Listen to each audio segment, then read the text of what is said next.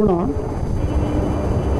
आप सभी के लिए सदैव कल्याण का सृजन करती रहे, यह मेरी आंतरिक शुभकामना।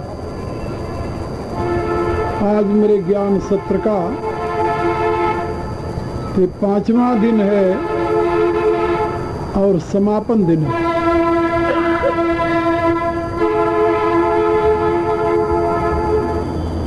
चार दिनों तक आप लोग शाश्वत सनातन धर्म की महत्ता और उसका प्रयोगात्मक स्वरूप विस्तार के साथ मेरे से सुनते रहे। मुझे विश्वास है कि आप लोगों के हृदय में इस शाश्वत सनातन धर्म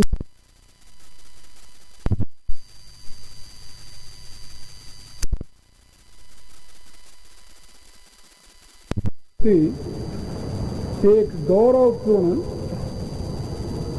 भावना जागृत होगी और आप बड़े विश्वास के साथ स्वयं को सनातन धर्मी घोषित करने में संकोच नहीं करेंगे। यद्यपि वर्तमान के राजनेता धर्म के अनुयायियों को सेक्टेरियन व सांप्रदायिक कह करके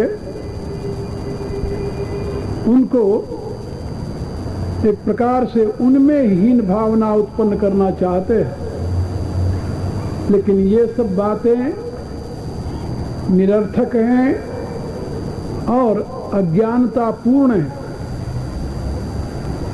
सांप्रदायिकता बुरी चीज नहीं है।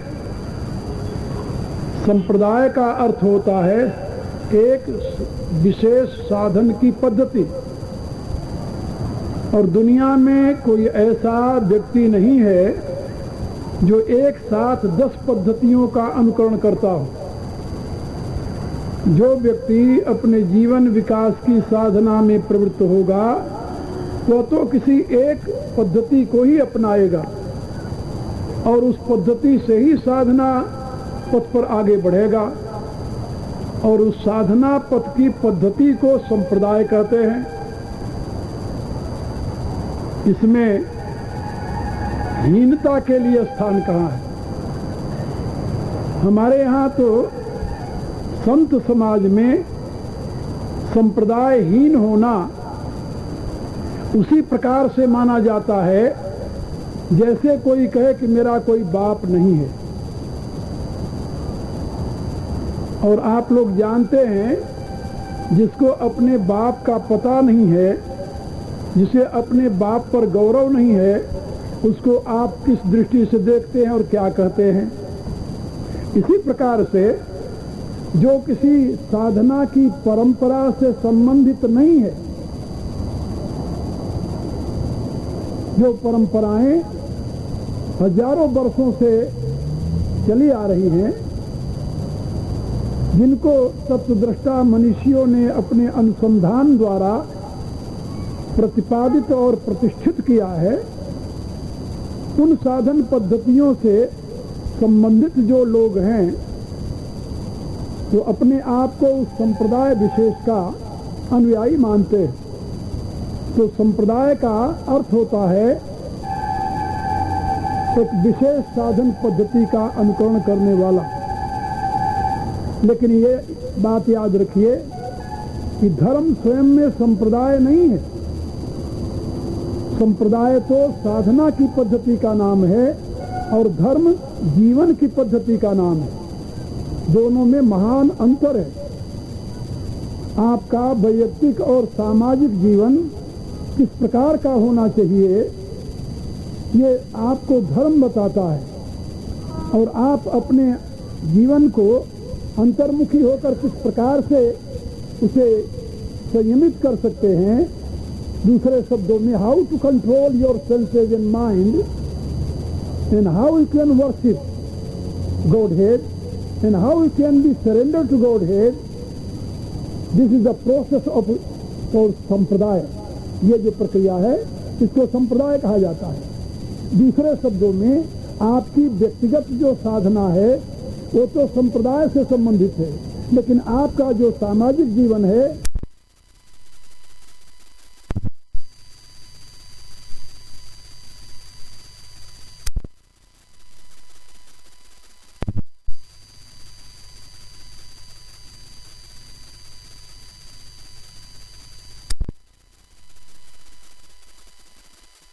संप्रदाय से संबंधित नहीं, वो धर्म से संबंधित है। धर्म और संप्रदाय में ये अंतर है।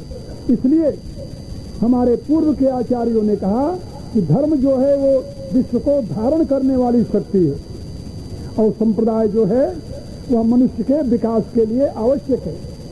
और वह संप्रदाय शब्द का शाब्दिक अर्थ क्या होता है भी आप समझ लीजिए। सम्यक प्रकारेण दीयते, जिसमें गुरु अपने शिष्य को सम्यक प्रकार से अपने साधना की पद्धति, अपनी विचारधारा को प्रदान करता है, उसे संप्रदाय कहते हैं। इसलिए संप्रदाय कोई बुरा शब्द नहीं है, ऐसा अपने में हीनता अनुभव करने वाला शब्द नहीं है। हमें तो गौरव है कि हम एक संप्रदाय विशेष के अनुयायी हैं। इसी रूप से हर एक को गौरव होना चाहिए जो जिस साधन पद्धति में लगा हुआ है। लेकिन संप्रदाय धर्म का स्थान नहीं ले सकता।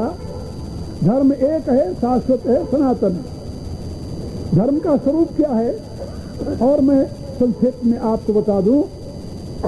आप लोग इसे मनोवैज्ञानिक ढंग से समझिए कि आप जहां हैं, जिस स्तर पर हैं, जिस स्थिति पर हैं, वहां स्वयं में संतुष्ट नहीं है। इसलिए आप कुछ होना चाहते हैं।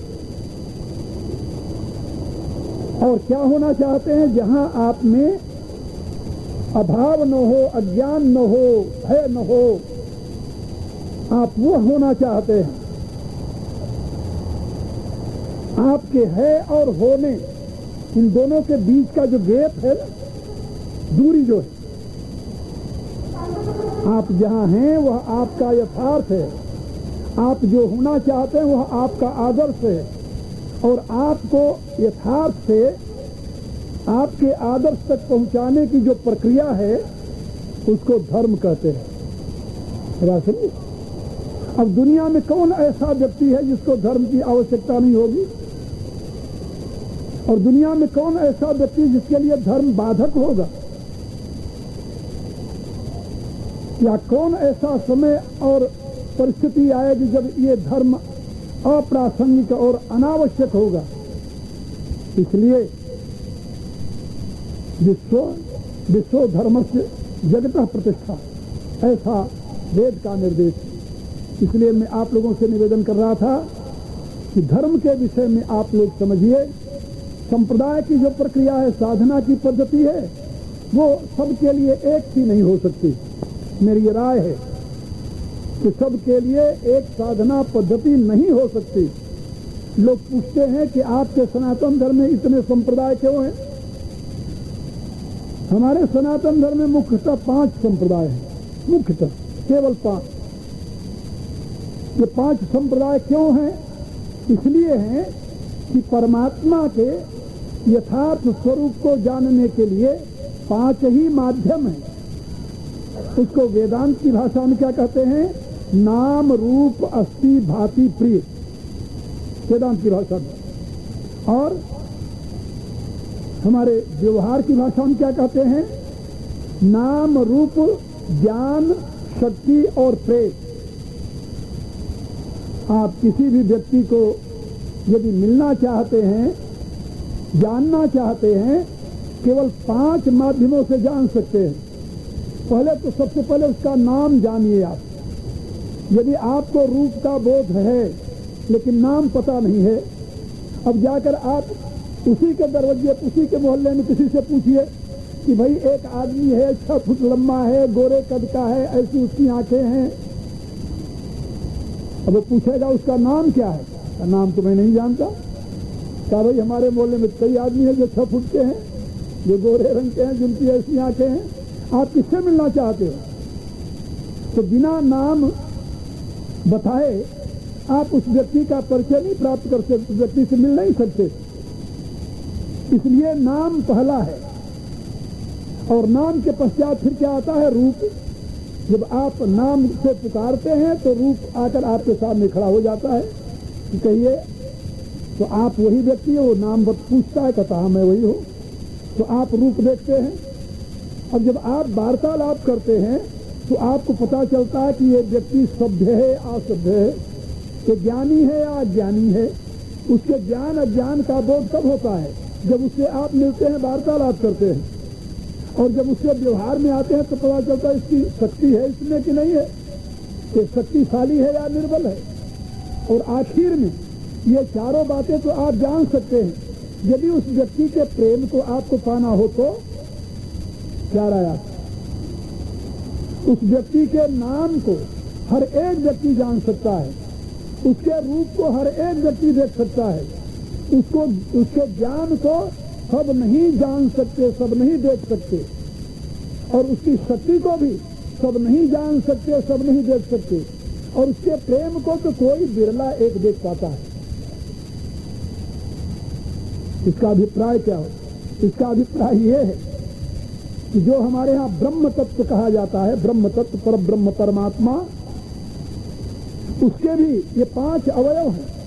वेदांत की भाषा में हम स्वीकार करते हैं कि परमात्मा का नाम है, परमात्मा का रूप है, परमात्मा का ज्ञान है, परमात्मा की शक्ति है, और परमात्मा का प्रेम है।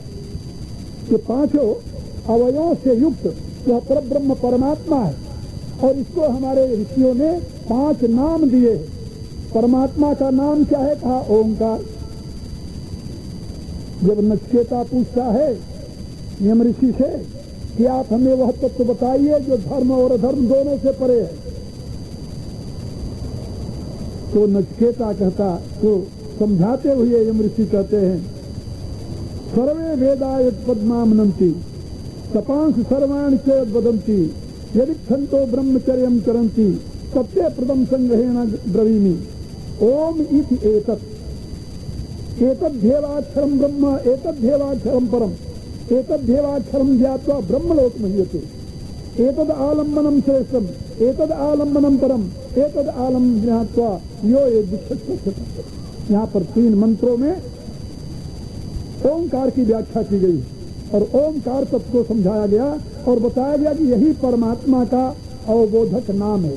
गीता में भगवान यहाँ पर अपने परम पद को प्राप्त करने वाले साधक की बात करते हैं। वहाँ पर वो बताते हैं ओम इत्येकाक्षरं ब्रह्म व्याहरन्नान् मनुस्मरन् यह प्रयाति तजल देहम स्वयात परमांगति। ओंकार शब्द का उच्चारण करता हुआ जो व्यक्ति अपने शरीर का त्याग करता है वह परम गति को प्राप्त कर लेता है।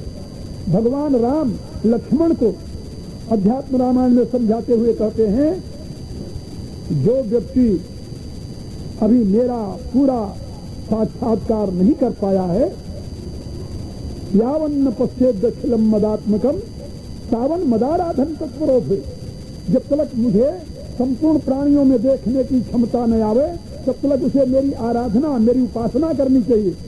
कहा उपासना कैसे करनी चाहिए? तो उन्होंने बताया कि उपासना में समाधि से पूर्वे समाधि भावधारे ओंकार मात्रम सचराचरम जगत।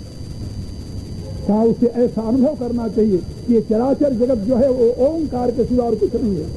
तो ओंकार है परमात्मा का नाम, और इसी ओंकार का पर्सोनिफिकेशन, अंग्रेजी में पर्सोनिफिकेशन कहते हैं। आप सब जानते हैं कि मास्टर जब बच्चे को साइंस पढ़ाना प्रारंभ करता है तो उसको न्यूक्लियर बताता, न्यूक्लियर क्या होता है, एटम बताता, एटम क्या होता है। तो कैसे बताता है वो? जो ब्लैक बोर्ड है, कृष्ण पट जिसे कहते हैं ब्लैक बोर्ड, उसके ऊपर वो लकीर खिंचा करके गोला सा बना करके उसके अंदर बिंदु लगाकर जो बताता है कि देखो ये न्यूक्लियर है। सूक्ष्म ज्ञान को समझाने के लिए दृश्य का अवलंबन लेना ये प्राचीन प्रक्रिया रही है। इसी रूप से अब ये ओंकार क्या है, इसको हमारे ऋषियों ने पर्सोनिफाई किया और परसोनी में मूर्त रूप दिया, और मूर्त रूप देकर उसको क्या बना दिया जानते हो? गणेश। ये गणेश जो है, गणपति जो है, ये ओंकार का मूर्त रूप है। और यदि आपको थोड़ा सा और समझना हो इस विषय में, तो जैसे ओंकार ऐसे लिखा जाता है, ऐसे करके ऊपर ऐसे चंद्रबिंदी लगाई जाती है और लंबी ऐसे सूंड निकाली जाती है, उसको आप ऐसे कर दें और किसी मनुष्य के सर पर रख दें, तो क्या हो जाएगा? वही ओंकार गणपति हो जाएगा। इसलिए गणेश जो है, इसलिए हमारे यहाँ बताया गया कि गणेश प्रथम स्मरणीय है। प्रथम स्मरणीय कौन है? कहा गणेश।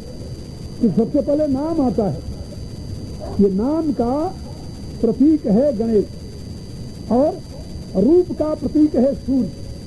तो सूर्य जो है रूप का प्रतीक। दुनिया में जितने रूप हैं सब तेज से संपन्न होते हैं। जिन बिन तेजन रूप गोसाई, तुलसीदास ने लिखा। बिना तेज के रूप नहीं हो सकता, और बिना तेज के रूप देखा ही नहीं जाता। यानी तेज तत्व तो हमारे नेत्र में प्रकाश प्रदान करता है, तेज तत्व तो रूप का निर्माण करता है, और तेज के उपस्थिति में ही नेत्र रूप को देख सकता है, अन्यथा नहीं देख सकता। इसलिए रूप जो है वो तेज से संबंधित है, और तेज का जो केंद्रीभूत स्वरूप है वो सूर्य है इस ब्रह्मांड के लिए। कि तो आप लोग जानते हो ना, अनंत ब्रह्मांड है, हर एक ब्रह्मांड में एक सूर्य है, और वह सूर्य उस ब्रह्मांड के तेज का मूर्त रूप माना जाता है। तो हमारे ब्रह्मांड का मूर्त रूप यह सूर्य है, इसलिए सूर्य परमात्मा का स्वरूप माना गया है। और ज्ञान जो है, ज्ञान के प्रकाश में ही अमृत और विष दोनों आपके साथ जुड़े हुए होते हैं। ये तो आप लोग जानते हैं। आप जब सद्गुण युक्त होते हैं तो ज्ञान का प्रकाश होता है, और जब आप में दुर्गुण आता है तो ज्ञान नहीं होता। क्या रहा है? दूसरे का भला करते हैं तो ज्ञान होता है, और दूसरे का जब अहित करते हैं तब ज्ञान नहीं होता। होता तो तब भी है, लेकिन वो ज्ञान उल्टा होता है, सीधा नहीं होता। इसलिए उसको क्या कहा गया? मिथ्या ज्ञान। मिथ्या ज्ञान किसे कहते हैं? विपरीत ज्ञान। विपरीत ज्ञान को मिथ्या ज्ञान कहते हैं। और उसी का एक नाम और है विपर्य। विपर्यो मिथ्या ज्ञानम अतद्रूप प्रतिष्ठम, पतंजलि लिखते हैं। तो ज्ञान के प्रकाश में ही ये दो प्रकार की स्थितियां आपके जीवन में आती हैं, और उसी ज्ञान के प्रकाश में आप भला और बुरा दोनों देख रहे हैं समाज में। तो जहां दो प्रकार के विरोधी तत्व एक साथ दिखाई देते हो, वो ज्ञान का स्वरूप है। और उस ज्ञान का स्वरूप जो है उसको पर्सोनिफाई करके हमारे ऋषियों ने बताया कि वो भगवान शंकर है। भगवान शंकर, उनका स्वरूप देखिए कैसा विचित्र स्वरूप है। विष और अमृत दोनों साथ साथ, दो प्रकार के विष हैं और दो प्रकार के अमृत। हमारे यहाँ दो प्रकार के अमृत माने गए हैं, एक चल अमृत है, एक अचल अमृत है। अचल अमृत का स्रोत चंद्रमा है, और चल अमृत को गंगा जी कहते हैं। भगवान शंकर के सर पर गंगा जी विराजमान है, बह रही है, और मस्तक पर चंद्रमा है। दोनों अमृत के प्रतीक भगवान शंकर के सर पर है। और दो प्रकार के विष हैं, एक चल विष है, दूसरा अचल विष है। चल विष को सांप कहते हैं, और अचल विष को गरल कहते हैं। और भगवान कंठ के गरल है और गले में सांप लटक रहा है। तो विष भी साथ है, अमृत भी साथ है, और योग और भोग दोनों साथ है। वामांके च विभाति भूधर सुता, क्या समझे? बाएं अंक में उनके बाएं तरफ गोद में भूधर सुता पार्वती जी विराजमान है, और सारे शरीर में मुर्दे की राख, श्मशान की राख लपेटे हुए हैं। तो श्मशान की राख ये त्याग का प्रतीक है, और गोद में स्त्री बैठा देना ये भोग का प्रतीक है। तो भोग भी है, त्याग भी है, अमृत भी है, विष भी है। और इसी प्रकार से तुलसीदास जी ने लिखा, अशिव बेश शिवधाम कृपाला। देखने में तो बेश अशिव है, अमंगलकारी है, लेकिन वो स्वभावतः मंगल के धाम है। क्योंकि देखने में ज्ञान आपको ऐसा लग सकता है कि हे भगवान मेरे को ऐसा ज्ञान न दो कि हम बुराई देखें, लेकिन कोई बुराई करेगा तो आपको देखना ही पड़ेगा, क्या करोगे आप, आँख थोड़ी बंद कर लो। तो ज्ञान जो है उसको पर्सोनिफिकेशन किया गया उसका शिव रूप में। तो याद रखिए, गणेश नाम है परमात्मा का, सूर्य रूप है परमात्मा का। यजुर्वेद में घोषणा की गई, वेदाहमेतम पुरुषम महांतम आदित्य वर्णम तम सह परस्तात् तमेव विदित्वात् मृत्युमेति नान्यः पंथा विद्यते एनाय। कहा मैं उस परम पुरुष को जानता हूं। कहा कैसा है? कहा आदित्य वर्ण, जैसा सूर्य का अनंत प्रकाश है ऐसा वो प्रकाश स्वरूप है। तो आदित्य वर्ण है परमात्मा, सुनिए। तो ओंकार परमात्मा का नाम, सूर्य परमात्मा का रूप और शिव परमात्मा का ज्ञान और दुर्गा परमात्मा की शक्ति। दुर्गा के 8 भुजाएं देखा होगा, अष्टभुजा कही जाती है। ये 8 भुजा क्या है मालूम है आप लोगों को? भूमि रापो अनलो वायु खम मनो बुद्धि एवच अहंकार इतीयम में भिन्ना प्रकृति। ये अष्टधा प्रकृति जो है यही उस परमेश्वरी की 8 भुजाएं हैं। वह परमेश्वरी इस अष्टधा प्रकृति के द्वारा ही जगत का निर्माण करती है और इसका संवरण करती है। इसीलिए तुलसीदास ने अपनी रामायण में लिखा, उद्भव स्थित संहार कारणिम क्लेश हारणिम सर्वश्रेयस्करम सीताम नतो हम राम वल्लभा। वो राम वल्लभा कौन है? कहा वो परा प्रकृति है, परमेश्वरी है। तुलसीदास जी के शब्दों में सुनिए, एक रचई जग गुण बस जाके प्रभु प्रेरित नहीं निज बलता के। वह परमेश्वरी जिसके अधीन गुण बसता है, क्योंकि गुणा प्रकृति संभवा, जो गुण प्रकृति के अधीन होता है वह प्रकृति परमेश्वर श्री राम के अधीन रहती है और उनके इशारे पर, उनके यानी उपस्थिति में, उनकी अध्यक्षता में वह अनंत ब्रह्मांड का सृजन कर देती है। लवन्य में समहु भुवन निकाया रचई जासु अनुशासन माया। तो निकाया ब्रह्मांड की रचना कौन करता है? कहा प्रकृति करती है, लेकिन प्रकृति में स्वयं का बल नहीं है। एक रचई जग निज बलता के, वहां पर प्रभु के इशारे सृष्टि का निर्माण प्रकृति के द्वारा होता, परम शक्ति स्वरूपा। तो ये दुर्गा जो है उस परमात्मा की शक्ति है। और प्रेम क्या है? कहा श्रीमन नारायण। इसीलिए आप लोगों ने देखा होगा कि हमारे यहाँ जितने भक्त हैं वो श्रीमन नारायण की उपासना करते हैं, जो ज्ञानी हैं भगवान शंकर की उपासना करते हैं, जिसे शक्ति चाहिए वो दुर्गा की उपासना करते हैं, और जो रूप की या ज्ञान की चारक सूर्य की उपासना करते हैं। और नाम सबके लिए अवलंबन है, इसलिए गणेश सबके लिए पूज्य है, चाहे वो वैष्णव हो, चाहे शैव हो, चाहे शाक्त हो। ये हमारे यहाँ पंचदेव उपासना, और इन्हीं पंचदेव उपासनों के 5 संप्रदाय हैं, जिसको शौर्य संप्रदाय कहते हैं, गणपति संप्रदाय कहते हैं, शैव संप्रदाय कहते हैं, शाक्त संप्रदाय कहते हैं और वैष्णव संप्रदाय कहते हैं। ये वैष्णव संप्रदाय में ही राम की उपासना, कृष्ण की उपासना, ये वैष्णव संप्रदाय में आ जाता है सारा, क्योंकि राम और कृष्ण श्रीमन नारायण के ही अवतार हैं, उस परमात्मा के ही अवतार हैं। इसलिए आप लोग समझ गए होंगे कि हमारे सनातन धर्म में मुख्यतः 5 संप्रदाय हैं, लेकिन इनमें एक एक संप्रदाय में और भी कई ब्रांचेज बन गई है, कई ब्रांचेज, और ये बनती रहती है। क्यों बनती रहती है? कि हम सनातनी ये मानते हैं कि उपासना की पद्धति सभी मनुष्यों के लिए एक सी नहीं हो सकती, क्योंकि हम कोई ऐसा वस्त्र नहीं बना करके रखना चाहते जिसमें सारे मनुष्यों के शरीर को फिट कर दिया जाए। लेकिन आप अन्य मजहबों, रिलीजनों, संप्रदायों को देखें,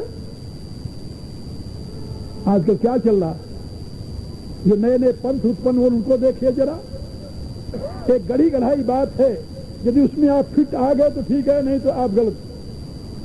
लेकिन सनातन धर्म ओपन धर्म। आप according to your state of mind you can think You can believe, you can worship, you can trade your own path according to state of mind. आप अपने मानसिक स्तर के अनुसार अपनी साधना किसी भी महापुरुष के पास जाकर स्वीकार कर सकते हैं और आगे बढ़ सकते हैं उसमें। और जैसे नाम से पुकारे, रूप को देखे, शक्ति को देखे, ज्ञान को देखे, प्रेम को देखे, किसी भी प्रकार से व्यक्ति उसी एक व्यक्ति तक पहुंचे, एक तत्व तक पहुंचता है। इसी रूप से आप नाम, रूप, अस्थि, भांति और प्रिय, अस्थि माने शक्ति, भांति माने ज्ञान, प्रिय माने प्रेम, नाम और रूप, इन पांचों के द्वारा आप उस पर ब्रह्म परमेश्वर की आराधना करते हैं, उसमें कोई भेद नहीं है। इसीलिए आप शिव पुराण पढ़िए तो वहां शिव ब्रह्म है, देवी पुराण पढ़िए तो भगवती ब्रह्म है, गणेश पुराण पढ़िए तो गणेश ब्रह्म है, सूर्य पुराण पढ़िए तो सूर्य ब्रह्म है, और वैष्णव पुराण पढ़िए तो विष्णु ब्रह्म है, रामायण पढ़िए तो राम ब्रह्म है, भागवत पढ़िए तो कृष्ण ब्रह्म है। कोई भी ग्रंथ पढ़िए, जिस नाम से उस ब्रह्म को उसमें पुकारा गया है, जिस नाम से उस ब्रह्म को वहां पर विशेष रूप से विश्लेषण किया गया है, वो एक ही ब्रह्म है, अनेक नहीं है। यह सनातन धर्म की मान्यता है। इसलिए आप समझ गए होंगे कि हमारे यहाँ साधन पद्धतियां अनेक हैं, लेकिन जीवन विधान एक है, और वह जीवन विधान धर्म कहा जाता है। जिस धर्म की व्याख्या भी मैंने आपको 3 बातें पहले बताई है, सत्य, अहिंसा और परोपकार। चाहे आप वैष्णव हैं, चाहे शैव हैं, शाक्त हैं, गाणपत्य हैं, किसी भी ब्रांच के आप अनुयायी हैं, किसी भी संप्रदाय के आप सदस्य हैं, लेकिन आपके लिए सत्य का पालन, आपके लिए अहिंसा का पालन, आपके लिए परोपकार का पालन अनिवार्य है। और इसके साथ 2 अंग और हैं धर्म के, दया और दान। क्या समझे? दया। भुषुंडी जी समझा रहे हैं किसको? गरुड़ को। क्या करें? अघ की पिसुन्नता सम कछुआना। वो पूछते सबसे बड़ा पाप क्या है और सबसे बड़ा पुण्य क्या है? तो भुषुंडी जी कहते हैं कि अघ की पिसुन्नता सम कछुआना। पिसुन्नता के समान कोई पाप नहीं है। पिसुन्नता किसे कहते हैं? का पिसुन्नता कहते हैं आड़े निंदा करने वाला, जो दूसरे की निंदा करता हो उसे पिसुन कहते हैं। तुलसीदास जी ने यहां तक लिखा, सोचिए पिसुना अकारण को ही। का पिसुन का जीवन तो सोचनीय होता है। और शास्त्रकारों ने यहां तक बताया कि पिसुन का मुख जो है, आपने देखा होगा एक उदाहरण से, जो मल को साफ करने वाले होते हैं, उनके हाथ में टोकरी होती है और झाड़ू होती है। कहीं मल पड़ा हुआ देखते हैं तो टोकरी लेकर के झाड़ू से उसमें डाल देते हैं और इकट्ठा करते रहते हैं, और ले जाकर के गड्ढा होता है जिसमें डाल देते हैं। और वहां यदि नजदीक आप पहुंच जाएं तो आपके इतनी बदबू आएगी कि आप नाक दबाकर बगल से जाएंगे। का ऐसे पिसुन जो हैं उनकी ये आदत होती है। तो बताया गया कि जिह्वा उनकी झाड़ू है और मुख उनका वो टोकरी है, और दूसरे की बुराई मल है। तो दूसरे की बुराई रूपी मल को अपनी जिह्वा द्वारा मुख रूपी टोकरी में रखते हैं और उसको अपने हृदय रूपी खड्डे में गिरा देते हैं। बड़ा और यदि ऐसे व्यक्ति के निकट से आप गुजरे तो उसमें इतनी बदबू आएगी कि आप वहां बैठना पसंद नहीं करेंगे। जो सज्जन है वो ऐसे दुर्जन के पास नहीं बैठते। वो कहते हैं उसके पास क्या बैठे, जहां बैठो तो दूसरे की निंदा शुरू कर देता है। दूसरे की निंदा, इससे बड़ा और कोई पाप नहीं है। पर निंदा सम अघन करी। और उसी बात यहाँ कह रहे हैं कि सोचिए पिसुन अकारण को ही। पिसुन तो सोचनी है। और भुषुंडी जी कह रहे हैं कि अघ की पिसुन्नता सम कछुआना। धर्म क्या है?